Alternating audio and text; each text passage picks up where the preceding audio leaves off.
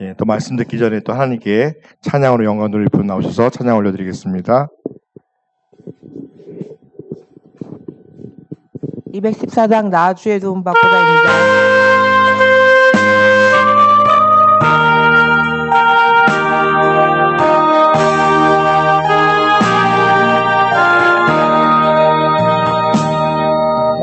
주의 도움 받고자 주 예수님께 빕니다. 구원하라 하시사 날 받아주소서.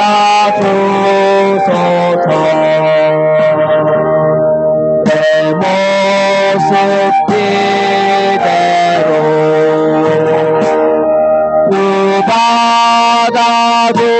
받아주소서. 날 위해 돌아가신 주 날 받아주소서. 내 힘과 결심 약하여 늘 깨어지기 우니 주 이름으로 구원해 날 받아주소서.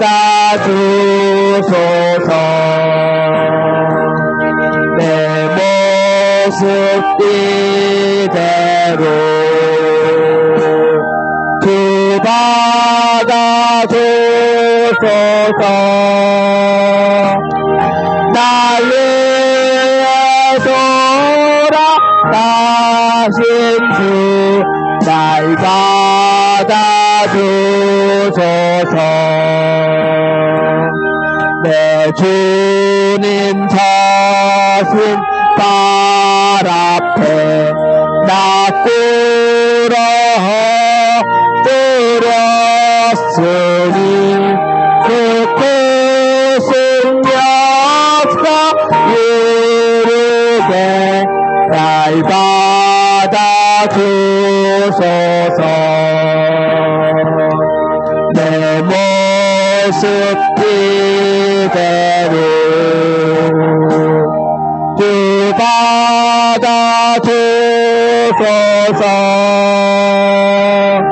날 위해 돌아가신 주 날 받아주소서.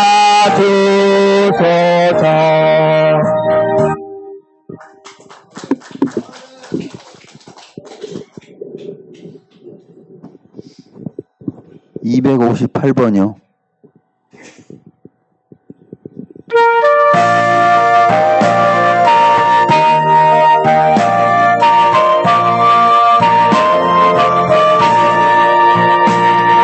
물과 같은 보혈은 주님의 피로다.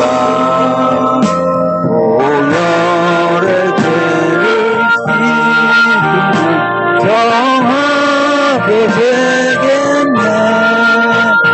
정하게 되겠네.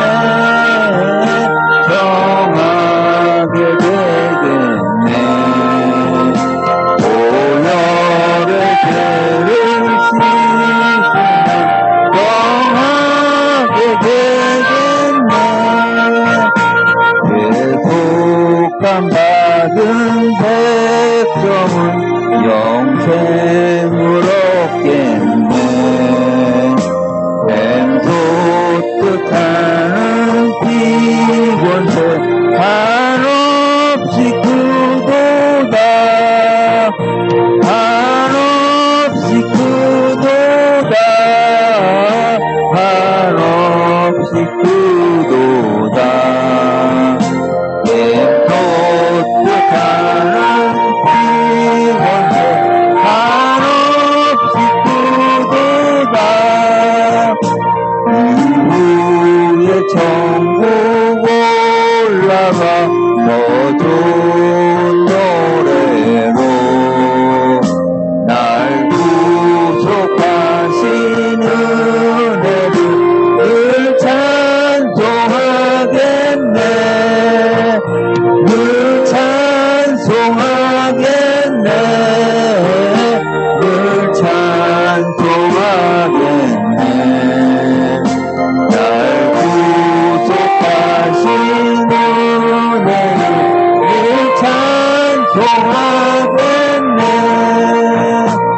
아멘.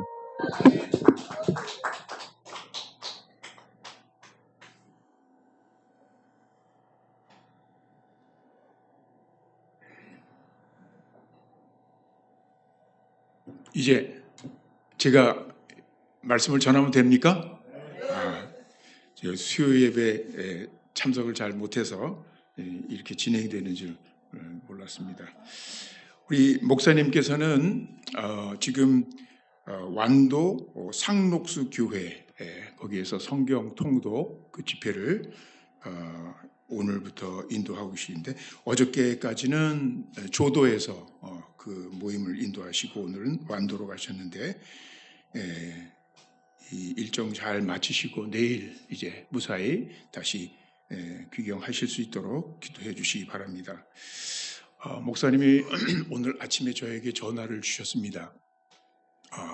이 오후 수요 예배 때문에 원래 목사님이 안 계실 때 이 수요 예배를 우리 정선영 목사님이 그 인도해 주시기로 됐는데 여러분 아셨겠지만 어제 소천한 우리 송대훈 형제 장례식을 인도하러 우리 정 목사님 가셨기 때문에 이 시간 제가 대신 하나님 말씀을 전하게 되었습니다. 우리 그 환우들이 주보에 많이 올라와 있죠. 개인적으로 기도할 때 여러분이 꼭 함께 기도해 주시면 좋겠습니다. 우리 조영림 권사님의 따님 그 생사 기로에 있는데 그 김지윤 자매 기억해서 살려주시기를, 또 이영조 이사님이시죠, 우리 법인에 신장 수술하셨는데 잘 안 됐다고 합니다. 지난 월요일 날. 그래서 다시 수술을 또 해야 되는 일정을 잡으셨다고 하는데 주님께서 은혜를 베풀어 주시기를 기도해 주시고, 또 김영자 권사님 폐렴으로 성혜병원에 입원하셨는데 잘 나을 수 있도록 이렇게 기도 부탁합니다. 오늘 이 시간 제가 무슨 말씀을 전해야 할까 생각하다가 평소에 제가 제일 좋아하는 말씀 가운데 하나인 로마서 8장 28절 말씀을 한번 다시 우리 삶에 적용하면서 묵상하는 게 좋겠다 생각이 들었어요. 여러분 로마서 8장 28절 아마 외우고 계신 분들이 상당히 있을 거예요. 오늘 기도를 하신 정영란 집사님은 로마서 8장 전체를 암송하고 계세요. 제가 한번 들어봤는데 아주 완벽하게 암송을 하시다고. 한번 일어나서 다시 한번 암송을 해 주실 수 있어요? 우리 정 집사님. 자, 한번 같이 해보세요. 하나님을 사랑하는 자, 우리가 알거니와로 시작해. 우리가 알거니와. 아시는 분들은 한번 해보시죠. 우리가 알거니와 하나님을 사랑하는 자, 곧 그의 뜻대로 부르심을 입은 자들에게는 모든 것이 합력하여 그다음 뭐예요? 선을 이루느니라 하는 이 귀한 약속의 말씀이죠. 이 말씀은 우리 그리스도인에게 하나님을 예수 그리스도를 믿어 하나님의 자녀가 된 우리 그리스도인들에게 주어진 아주 놀라운 약속 가운데 하나입니다. 성경에 있는 특별히 어려움에 처할 때마다 우리가 잊지 말고 붙들어야 할 그런 약속이에요. 우리가 사실 우리 인생을 돌아보면 말이죠, 각자 누구든지 아마 예외 없이 말하기가 부끄러운 그런 실패, 그런 경험들이 있을 줄로 압니다. 어떤 분은 가족을 잃게 만든 어떤 나의 잘못된 선택 때문에, 어떤 분은 술과 약물에 빠진, 그래서 결국은 가정이 무너져 버린 그 일에 대해서, 어떤 분은 어떤 처벌로 인해서 감옥을 갔다 온 일 때문에, 어떤 분은 거리와 쪽방에서 살아온 그 세월 자체가 부끄러워서 참 나는 망가질 대로 망가졌구나, 내 인생은 이제 끝났다라고 느낄 수가 있습니다. 특히 예수님을 믿고 난 다음에도, 이전에는 그랬다 해도, 예수를 모르고 살 때는 뭐 그랬다 해도, 이제 복음을 듣고 교회에 정기적으로 출석하면서 예수님을 믿노라고 살아간 그 이후에도 또다시 술을 자꾸만 찾게 되고, 또다시 도박에 손이 가고, 다시 옛날처럼 거짓말을 하는 습관이 나타나고, 다시 화를 참지 못해서 그래서 사람들을 상하게 할 때에 우리는 더 절망하게 되지 않습니까? 참, 난 진짜 신자가 아닌가 보다. 에? 나 같은 인간은 하나님도 포기하셨을 거야. 스스로 자포자기하고 스스로를 완전히 이제 아무런 희망이 없다고 이렇게 처분해버리는 그러한 감정에 휩쓸릴 때가 있습니다. 자, 그러나 저는 오늘 여러분에게 오늘 읽은 이 복음, 이 약속의 말씀에 기초해서 말씀을 드리고 싶은 것은, 우리가 실수를 했다고 다 끝난 것은 아니다. 이거 불을 어떻게 좀 켜죠? 아니요, 좀 밝게. 고장 있는 아버님. 네, 그냥 제가 불편한 대로 하겠습니다. 실수를 했다고 끝난 것이 아니다. 실패했다고 버려진 것이 아니다 하는 것이에요. 에? 자, 여러분, 이것 때문에 괜히 주의가 산만해져요. 이게 괜찮습니다. 자, 제 말씀 다시 드려요. 오늘 제가 드리려고 하는 말씀의 요지를 말씀드립니다. 내가 실수했다고 뭐예요? 인생이 끝난 것이 아니다가 중요해요. 내가 좀 실패했다고 하나님이 나를 버리신 것이 아니다. 하나님은 여러분이 실패까지도 사용하셔서 여러분 인생에 선한 일을 이루시는 분이다 하는 것을 약속하고 있다는 거예요. 그러므로 소망을 버려서는 안 된다는 것입니다. 자, 우리는 제가 이 말씀드리려고 하는 이 요지를 세 가지로 나누어서 말씀을 드리겠습니다. 첫째는, 여기 있는 우리 중 누구도 완전한 의인은 없다라는 거예요. 아니, 여기뿐 아니에요. 온 세상의 모든 인간 다 틀어서 어떤 인간 중에서도 하나님이 인정하실 만한 완전한 의인은 없다. 이것이 바로 성경이 인간에 대해서 선언하는 진리입니다. 첫 번째. 자, 뭐 오늘 읽은 로마서의 그 안에서 보면 로마서 3장에 바울은 이렇게 말하죠. 의인은 없나니 하나도 없다.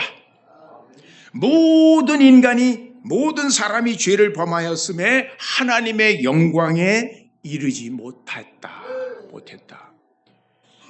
모든 인류, 이 세상에 태어나 살아간, 그리고 앞으로 태어날 모든 인간들 가운데 한 사람도 하나님의 영광에 이를 수 있는 그런 의인은 없고 다 죄에 치우쳤다. 여러분, 이 말씀은 돈이 많든 적든, 집이 있든 없든, 학벌이 높든 낮든, 거리에서 자든 아니면 고가의 높은 그런 집에서 살든, 모든 인간은 하나님 앞에서 똑같이 죄인이라는 것입니다. 우리는 보통 사람을 이렇게 눈으로 보이는 여러 세상의 기준으로 나누기 쉽죠. 사람을 처음 대할 때, 누굴 알게 되고 소개받을 때 그 사람을 나도 모르게 내가 가지고 있는 기준을 가지고, 중요하다고 생각하는 기준을 가지고 평가를 하는데, 그런 게 뭐예요? 대부분 저 사람은 좀 멀쩡해 보이는 사람, 저 사람은 바닥 인생, 저 사람은 착해 보이는 사람, 저 사람은 나쁜 사람, 망가진 사람. 그러나 하나님 앞에서는 소위 점잖고 착해 보이는 사람이나 술을 먹고 도박에 빠지고 중독에 빠지고 거리에서 나뒹구는 그런 사람이나 모두 똑같은 죄 아래에 있는 존재라는 것이에요. 어느 쪽이 더 깨끗해서 하나님께 덜 용서를 받는 쪽이 아니고 인정을 받는 사람이 아니라는 것이에요. 차이가 없다는 것입니다. 이것이 바로 성경이 구약이나 신약이나 성경 말씀이 일관되게 선언하고 있는 진리입니다. 자, 그 다음에 한 걸음 더 나가서 성경은 또 무엇을 말하느냐? 더 중요한 사실이 있습니다. 예수님을 믿고 거듭난 뒤에도 따라서요. 우리는 여전히 실수할 수 있다. 죄에 빠질 수도 있다. 그리고 후회는 하지만 안타까워하지만 그래서 회개해야 되지만 우리가 예수를 믿고 난 다음에도 여전히 실수할 수 있는 그러한 죄의 영향을 받을 수 있는 존재라는 것이에요. 자, 요한 1서 8절에 보면 만일 우리가 죄가 없다고 말한다면 우리는 스스로 속이는 자다라는 말씀이 있어요. 다시 말하면 참된 신자라 할지라도 죄에 넘어지고 유혹에 흔들리고 말로 상처를 주고 이의 습관으로 돌아갈 수 있다는 말이에요. 성경 안에도 이런 사람이 많습니다. 그 유명한 성경의 위인들이라고 말하는 사람들, 특별히 믿음의 조상으로 떠받드는 아브라함은 어땠을까? 아브라함 자신도 하나님의 언약을 받았지만 때로는 두려움 때문에 죽을 위험 때문에 어떻게 그래서 아내를 누이라고 속였죠. 또 때로는 그 약속의 믿음이 흔들려가지고 저 가나안 땅에 가가지고 가나안 땅에서 벗어나가지고 어디 애굽으로 내려가기도 하고 하나님의 마음에 합했다는 다윗, 그 선한 다윗도 큰 죄에 넘어졌던 것 잘 알죠. 간음죄와 살인죄를 연달아 지었습니다. 그러면서도 자기 자신의 모습을 깨닫지 못한 상태로 있었어요. 나단 선지자를 통해서 그 죄를 깨닫게 되었죠. 예수님의 수제자 누구? 베드로라고 하는 제자도 주님을 3번이나 부인했습니다. 그러니까 여러분, 내가 예수 믿고 또 넘어졌으니 나는 가짜야. 난 끝났어. 이렇게 결론을 내리지 마시기 바랍니다. 오히려 성경은 이렇게 말합니다. 자, 잠언서 24장 16절에서 이렇게 말해요. 의인은, 따라서 해보세요. 의인은 7번 넘어질지라도 다시 일어난다. 악인은 그 재앙으로 말미암아 완전히 파멸하지만 의인은, 여기서 의인은 뭐예요? 한 번도 넘어져 본 적이 없는 사람이 아닙니다. 넘어질 수 있음을 여기서 전제하고 있어요. 그러나 넘어져도 어떻게 해요? 다시 일어나는 사람, 다시 일어나는 사람을 의인이라고 얘기하고 있어요. 이 여기서 말하는 의인은 믿음으로 의롭다함을 받고 하나님의 은혜로 새로워지는 사람인데, 의롭게 변화되어 가는 사람인데, 그 과정 속에서 스스로 완전해서가 아니라 우리 안에 계신 주님 때문에 의롭다함을, 그게 바로 복음이에요. 믿음으로 의롭다함을 여김을 받는 거예요. 하나님께서 우리를 그렇게 인정해 주시는 거예요. 우리의 죄를 예수 그리스도가 대신 십자가에서 사해 주셨기 때문에, 그래서 우리가 죄 없는 자로 하나님이 인정해 주신다는 것이에요. 자, 또 두 번째 요지는 이겁니다. 우리의 실패, 하나님께서는 우리의 실패까지도 사용해서 선을 이루신다. 오늘 우리가 읽을 말씀이에요. 오늘 본문 말씀에 하나님을 사랑하는 모든 자들에게는 모든 것이 어떻게 해요? 합력하여 선을 이룬다. 여기에서 말하는 모든 것은 무엇이 포함될까요? 여기 모든 것은, 자, 우리가 하나님의 말씀을 순종하고 잘 어떤 믿음 안에서 했던 그 좋은 선행만을 얘기할까요? 우리가 성공할 때 우리가 잘한 일들만을 얘기할까요? 또 기도하는 그런 내용들만 얘기할까요? 예배를 잘 드리고 하나님과 동행했던 그런 순간들, 그때 일어나는 일들만을 얘기하는 게 아닙니다. 여기는 내가 때로는 잘못된 선택으로 엉망으로 망쳐버린 그러한 실수들, 죄에 넘어져서 후회하고 있는 그런 시간들, 사람들을 상처 입히고 그런 상처 입히는 말과 행동들을 했던 일들, 중독과 실패로 얼룩진 나의 지난 세월까지도 모두 여기 포함되어 있어요. 네. 그래서 바울은 여기서 얘기하는데 이 모든 것이 우리 믿음으로 거듭난 하나님의 자녀들에게는 우리에게 일어난 그 모든 일들이 하나님의 선택, 하나님의 그 개입으로 말미암아 하나님의 주권적인 역사 속에서 결과적으로 볼 때는 선한 것으로 열매를 맺게 된다. 자, 여러분 여기서 합력하여 선을 이룬다는 말이 뭐 잘못한 것도 다 선이 된다 그래서 우리가 잘못해도 우리가 죄를 아무리 많이 줘도 그건 문제가 되지 않는다. 이렇게 해석해서는 안 됩니다. 그거는 궤변이에요. 죄는 죄입니다. 하나님 죄를 미워하십니다. 그러나 하나님께서는 우리의 죄와 실수까지도 하나님의 주권 가운데 이 모든 것 순간순간마다 여기에서 실수의 순간도 그것이 궁극적으로는 하나님이 목표하신 선한 결과로 만들기 위해서 엮어가신다는 거예요.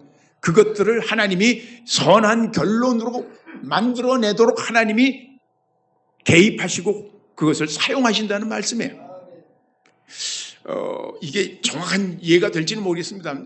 여러분 요리를 할 때 보면 여러 재료들과 여러 양념들을 섞죠, 그죠?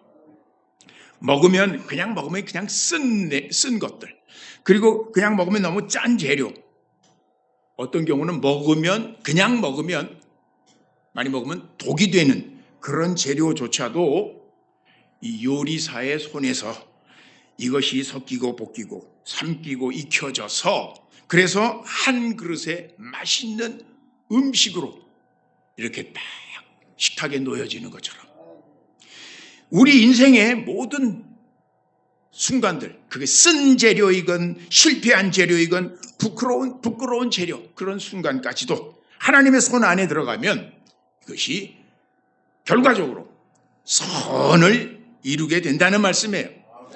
하나님의 우리 인생을 주관하시는 하나님의 능력이요 은혜인 것입니다. 여러분, 우리 아까 베드로 얘기했죠. 예수님의 제자 베드로의 예를 보면 베드로의 죄와 실수를 하나님이 어떻게 사용하셨는지, 어떻게 아름다운 선을 이루셨는지를 우리가 잘 알게 돼요. 베드로는 예수님에게 잡히기 전에 주님, 저는 결코 주님을 버리지 않겠습니다. 주님과 함께라면 감옥에도 내 죽는 자리에도 가겠습니다. 다른 사람 다 버릴지라도 나는 안 그러겠습니다 라고 아주 호언장담을 했었죠. 그러나 정작 위기 순간이 오자 어떻게 됐어요?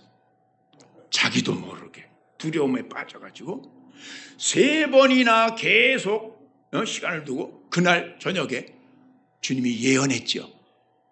네가 오늘 새벽에 닭이 울기 전에 3번 나를 부인할 것이다. 꼭 그대로 됐어요.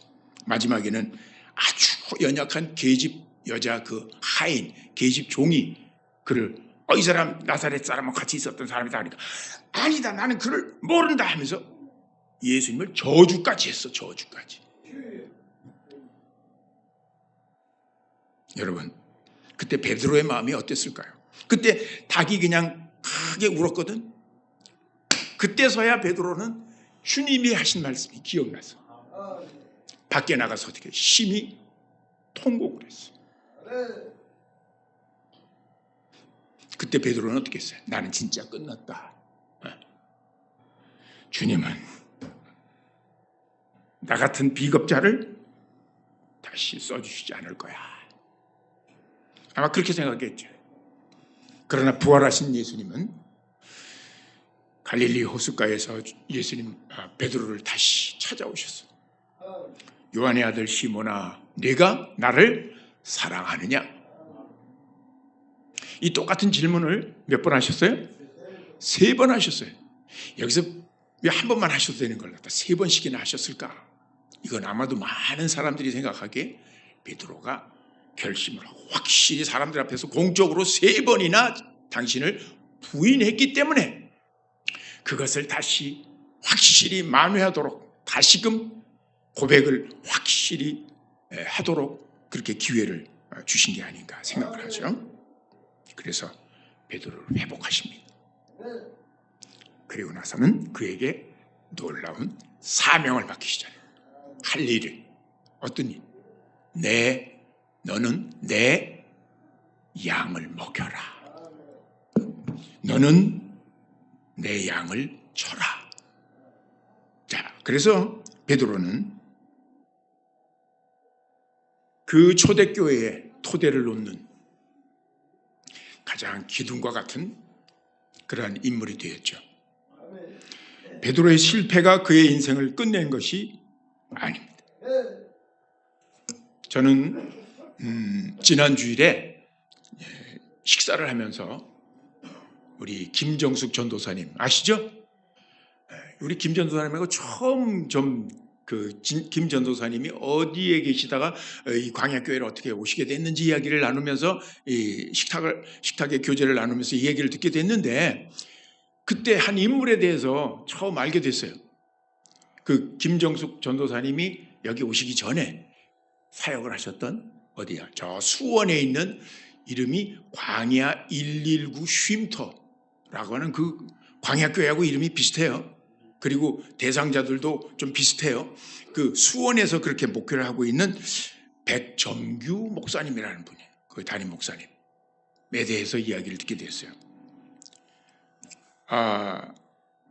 그리고 그 백점규 목사님이 회심하게 된 그 계기, 동기가 바로 다름 아니라 우리 교회 안에서 회심하고 자라난 한 청년을 통해서 였다는 것을 알게 됐어요. 그래서 오늘 제가 이 이야기를 하면서 그 이야기가 떠올랐어요. 이 지금 백점규 목사님은 나중에 그 새롭게 하소서라고 하는 그 방송에도 나가서 인터뷰도 하고 하는 그 여러분 그 유튜브를 보면 찾을 수 있어요. 백점규 목사님. 그분이 어릴 때 폭력적인 아버지 때문에 저녁에 집에 와서도 아버지가 잠이 들 때까지 집 주위를 빙빙 돌다가 무서워서 그러다가 들어가곤 했습니다. 어린 소년이 14살 때 어떤 비행을 저질러서 소년원에 갇히게 됐어요. 소년원에 갔다가 출소한 이후에는 집에서도 환영을 받지 못해가지고 도대체 내가 어디 갈 데가 없다라고 그렇게 막막하게 느꼈다는 거예요. 그래서 집에서 겉돌다가 결국은 같이 전에 알던 그 무리들하고 어울려서 또다시 중한 죄를 짓게 됐어요. 아마 좀 큰 죄를 졌던 것 같아요. 그래서 무려 30년 형을 언도받고 수감 생활을 하게 됐습니다. 감옥에. 그러던 중에 어느 날 그 방에 그 안방에 뭐 교회 다닌다는 젊은 청년이 들어왔어요. 근데 이 청년이 들어와가지고 기도도 하고 성경책도 보고 그래서 이 사람이 물었어요. 아니 너는 교회를 다니면서 어떻게 여기까지 들어오게 됐냐? 근데 그 청년이 뭐라고 대답했는지 아세요? 거기서는 그 청년이 제일 아주 힘도 세고 그랬으니까 형님으로 모셨던 것 같아요. 아마 형님을 만나기 위해 제가 들어온 것 같습니다.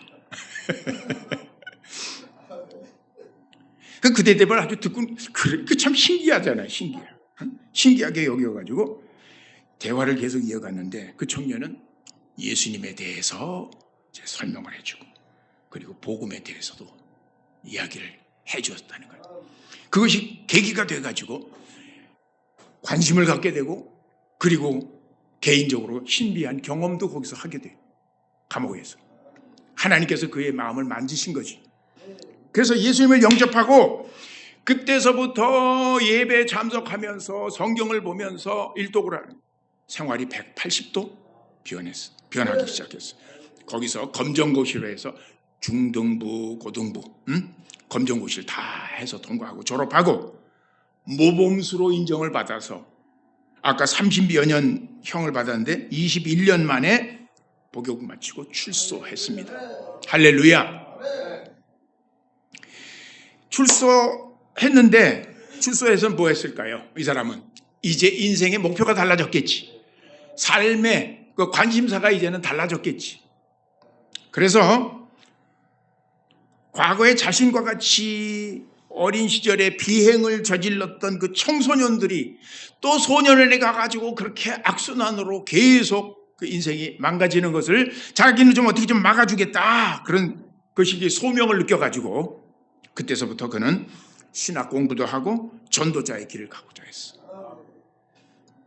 그리고 이제 어느 날 부활절 예배, 아마 그 대집회에 이 사람이 참석한 것 같은데, 부활절 예배를 갖다가 한번 아주 많은 사람들이 한꺼번에 이렇게 한 자리에 모이는데 그 밑에 신문지 같은 걸 깔고 앉지 않습니까?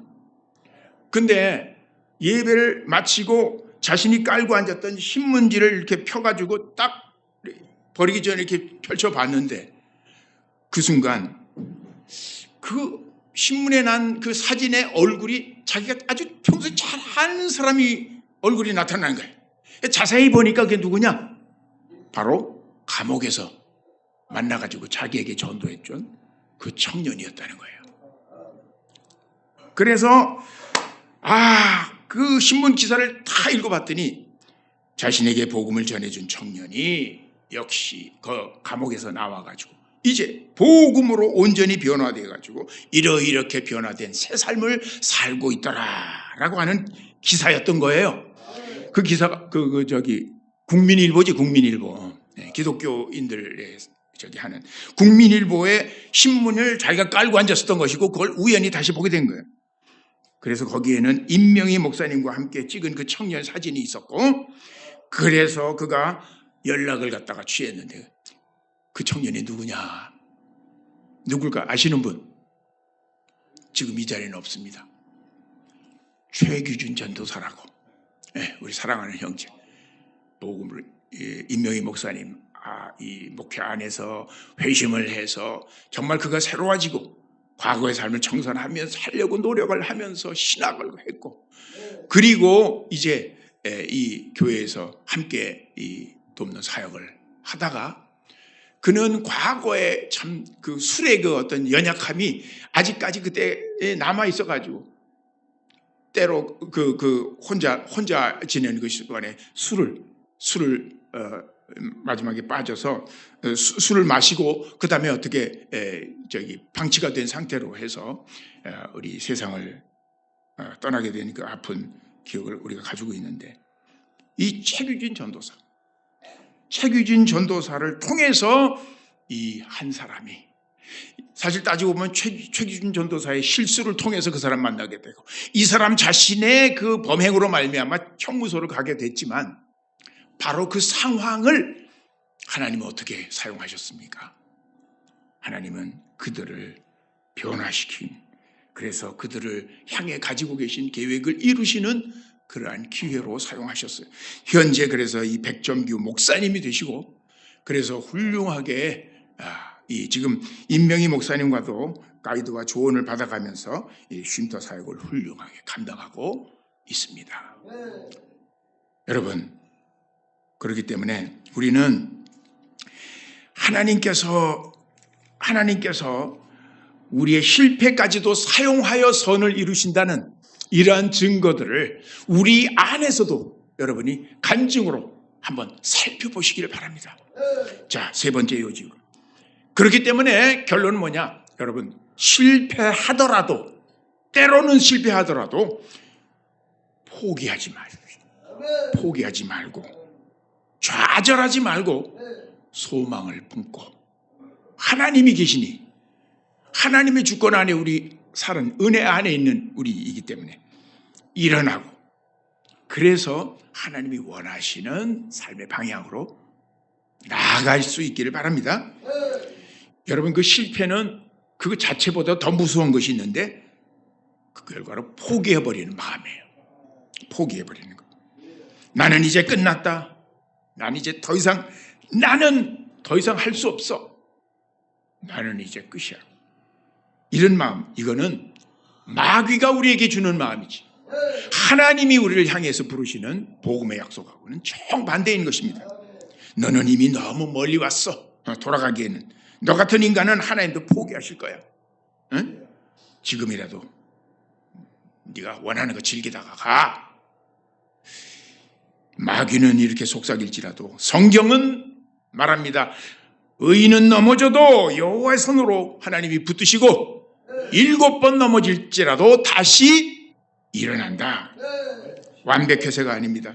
넘어질 때마다 주님의 손 붙잡고 다시 일어나기 때문에, 그 믿음을 가졌기 때문에 의인인 것이에요. 그래서 실패를 인정하는 것이 믿음의 출발입니다. 여러분, 하나님을 부인하는, 하나님을 인정하지 않는 이 세상의 악한 사람들은 특징이 뭐냐면 회개할 줄 몰라요. 오히려 나는 괜찮아, 난 잘하고 있어, 버티고 우긴. 그러나 믿음은 주님, 저는 실패했습니다. 제가 잘못했습니다. 또 제가 실수했군요. 하나님의 말씀과 하나님의 뜻을 제가 순종하지 않았군요. 제 힘으로는 도저히 이 죄의 습관을 이길 수 없습니다. 주여, 저의 믿음 없음을 도와주시고 주님, 저에게 은혜를 베푸시고 능력을 베풀어서 일어설 수 있게 해주십시오. 솔직히 인정하며 출발하는 것이 믿음입니다. 성경은 시편 51편, 그 다윗의 유명한 시편 있죠? 다윗이 범죄를 저지른 다음에 나단이 그에게 왔을 때 회개하면서 그 회개하는 마음을 올린, 노래한 그 시편 51편, 시편 51편을 자주 읽어보시기 바랍니다. 거기에 이런 구절이 있어요. 하나님께서 원하시는 제사는 구약의 제사, 짐승 잡아서 이렇게 올리는 게, 피 흘려 올리는 제사가 하나님이 원하시는 것이 아니라, 하나님이 원하시는 제사는 상한 심령이다. 인간의 상한, 통회하는 마음이다. 그래서 상하고 통회하는 마음을 주께서, 하나님께서 멸시하지 않으실 것입니다. 다윗은 그것을 믿고 하나님의 은혜를 체험했던 사람입니다. 여러분, 나의 실패를 인정할 때 그것은 나를 정죄하는, 그런 나를 정죄 속에 가두는 것이 아니라, 내가 실패를 인정할 때 하나님이 은혜를 베푸시는 그 은혜의 문을 여는 열쇠가 되는 거예요. 이게 회개의 출발입니다. 그리고는 이제 과거의 잘못은 그걸 없애버릴 수는 없지만 거울을 삼고, 그것을 거울로 삼아가지고 앞을 바라보면서 소망 중에 한 걸음씩 나아가야 됩니다. 하나님께서 실패를 사용한다고 하는 말은 아무리 많이 실패해도 상관없다, 그러니까 실패를 많이 할수록 하나님의 은혜를 많이 베푸실 것이다, 이런 말이 아닙니다. 마음대로 살아라는 뜻이 아니라 오히려 과거의 잘못을 내가 자랑처럼 얘기하지 않고 악인처럼 이제 다시는 내가 그리로 가고 싶지 않는 그러한 마음으로 결심을 하고 거울로 삼아가지고 그 사건을 다시는 그런 실수를 반복하지 않도록 내가 결심을 하는 것입니다. 예수님은 다시는 이런 죄를 짓지 말라, 가늠한 여인에게 그렇게 말씀하시고, 기회를 주신 주님께서는 다시금 이런 일을 하지 말도록, 주님은 그런 은혜를 주시고 결단을 하게 하시고 이행을 할 수 있습니다. 여러분, 이 자리에 앉아있는 어떤 분은 나는 이미 너무 망가져가지고 돌아가 봐야 나는 아무도 반겨줄 사람이 없다고 생각할지 모릅니다. 그러나 하나님께는 언제든지 돌아갈 수 있습니다. 하나님은 문을 열고 기다리고 계십니다. 하나님께 돌아오는 사람에게 하나님은 내게 가족이 내가 잃었다 할지라도 새로운 가족을 주시고, 새로운 나의 공동체를 주시고, 새로운 시작을 허락하십니다. 내 과거는 지워지지 않지만 내 그 좀 부끄러운 과거를 하나님은 다른 사람을 위로하는 이야기로, 또 다른 약한 자를 붙잡아주는 손길로 복음을 전하는 증언으로 간증으로 바꾸실 수가 있는 것입니다. 나의 실패가 그런 비슷한 실패를 한 다른 사람들에게 그 사람을 일으켜 세우는 간증이 될 수 있는 것입니다. 여러분, 그렇기 때문에 이제 이 말씀을 이제 적용을 어떻게 할까요?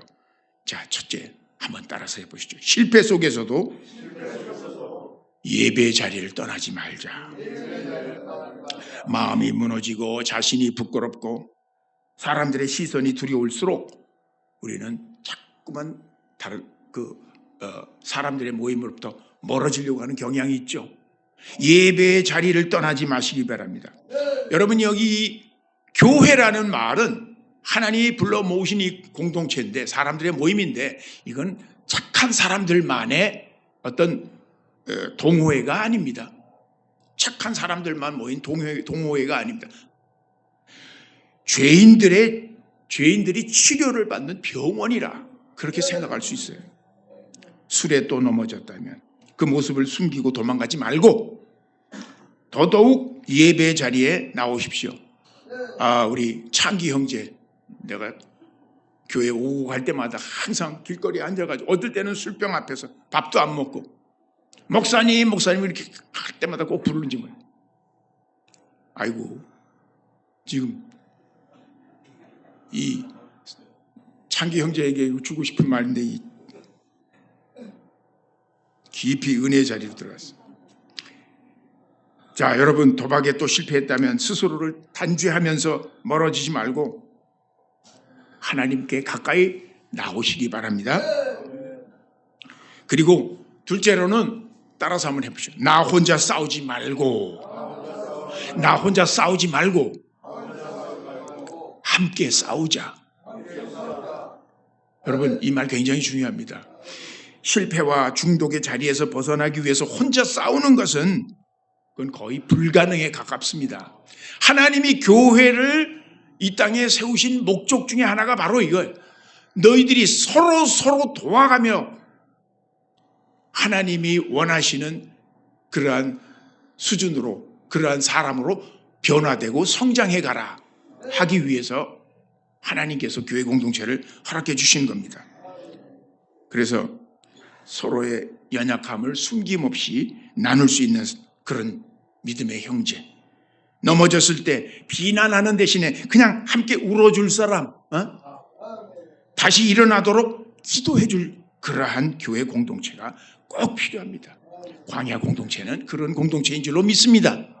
여러분, 그냥 여기에 많은 사람 중에 한 사람하고 그냥 예외 왔다 갔다만 하시지 말고 마음에 이렇게 서로 신뢰를 주고 서로 이렇게 함께 믿음의 싸움을, 선한 싸움을 싸울 그러한 형제자매를 하나 둘 그렇게 마음에 새기기를 바랍니다.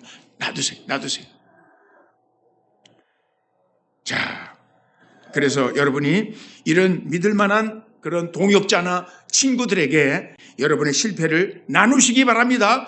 고백하시기 바랍니다. 내가 이렇게 노력했는데 난 이번 주에 이렇게 실수를 했어. 이거 보통 말하고 싶지를 않아가지고 그냥 부끄러워서 얘기를 못하겠다고 지나가는 수가 많은데, 자, 이것을 그 공동체 앞에서, 내 형제 자매 앞에서 고백하는 순간 이 나의 죄는 빛 가운데 드러나게 되고 폭로가 된 죄는 나를 지배할 힘을 상실하게 됩니다. 감추어진 죄는, 어둠 속에 숨겨진 죄는 더욱더 힘있게 나를 붙잡고 나를 지배할 것입니다마는 예수 그리스도의 이름으로 고백하고 돌이키기를 원하는 공동체 앞에서 고백한 죄는, 이것은 나를 더 이상 붙잡을 수 없게 죄에서 해방시켜 나갑니다. 자, 그리고 마지막으로 이제 구체적으로 자, 세 번째로 한번 따라서 해보실까요? 작고 구체적인 순종으로, 작고 구체적인 순종, 그런 순종으로 하루하루를 쌓아가라. 매일매일, 여러분, 목표를 너무 크게 원대하게 지금부터 나는 과거 했던 건 완전히 싹 일순간에 다 끊어버리고 나는 이렇게 살 거야. 쫙 리스트를 만들어가지고 뭐 아침에 몇 시에 일어나고 또 누구 만나서 내가 돈은 어떻게 관리하고 그다음에 인간관계는 어떻게 하고 내가 원하는 나의 목표를 갖다가 막 찬란하게 세워놨다 할지라도 내가 믿음으로 살아가면서 그렇게 완전히 하루아침에 그런 변화된 그러한 그 기대에 맞춰서 성공할 수가 없습니다. 현실이 그렇습니다. 그렇기 때문에 중요한 것은 뭐냐? 그럼 아무것도 하지 말고 가만히 있으란 말이 아니야. 내가 가장 나에게 우선 가까이 할 수 있는, 내가 이행할 수 있는 작고 구체적인 순종을 찾아서 그것을 하루하루 목표로 삼으라는 거야. 자, 오늘 하루는 내가 술집 앞을 지나가지 않겠습니다. 이런 거 한 가지. 오늘 하루는 내가 약을 파는 친구를 만나지 않겠습니다. 오늘 하루는 내가 10분이라도 성경 말씀 읽고 꼭 기도하겠습니다. 자, 이 정도는 출발할 수 있는 작은 목표 아니에요. 오늘은 내가 상처 준 사람에게 내가 진심으로 미안하다고, 내가 잘못했다고 내가 사과를 하겠다. 이런 것들. 이것이 작아 보이지만 이 하루치 순종을 반복하고 쌓아가다 보면 하나님께서 어느 순간 우리에게 우리의 마음이 바뀌도록 마음을 조금씩 바꾸시고 우리가 새로운 우리의 욕구를 새롭게 하시고 그리고 우리의 인간관계를 회복시켜 나가십니다. 하나님의 은혜는 이런 방식으로 임하는 거예요. 우리가 순종하는 방향으로 우리의 마음을 틀고 나아가기 시작할 때 하나님께서 그 일이 가능하도록 이끌어 주신다는 거예요. 가만히 하나님 나를 변화시켜 주십시오. 믿습니다.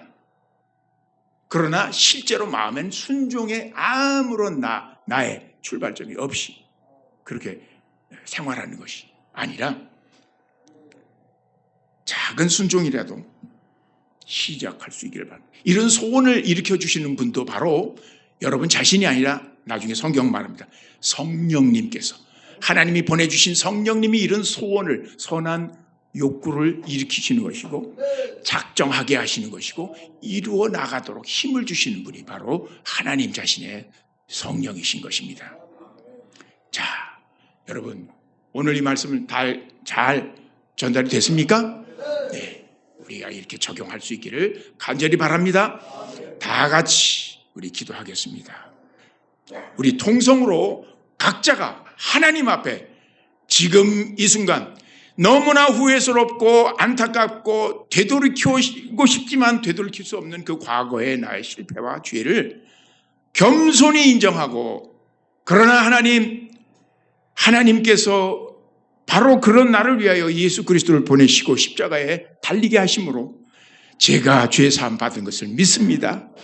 이제 저를 의롭다 여겨주신 것을 믿습니다.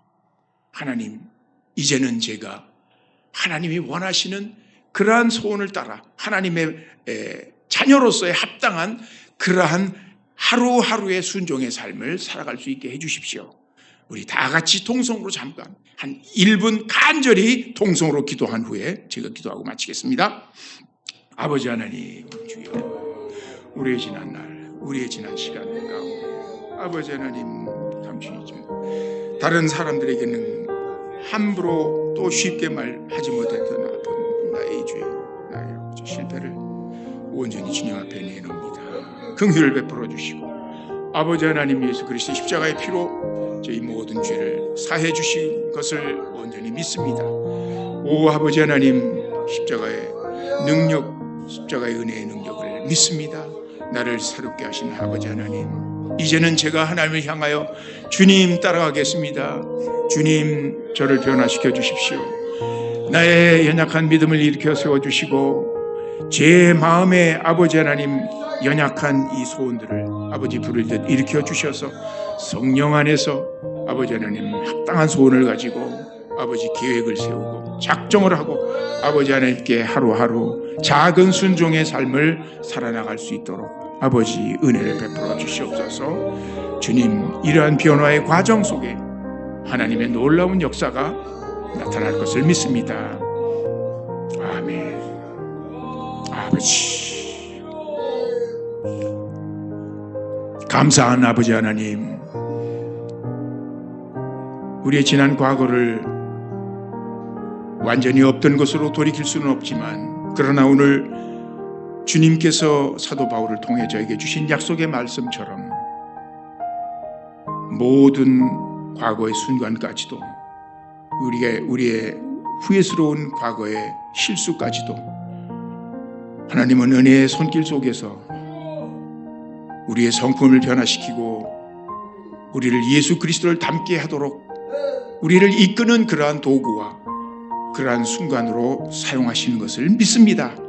주여, 그러므로 이제 소망 가운데 앞날에 우리의 삶을 바라보며 주님 간구합니다.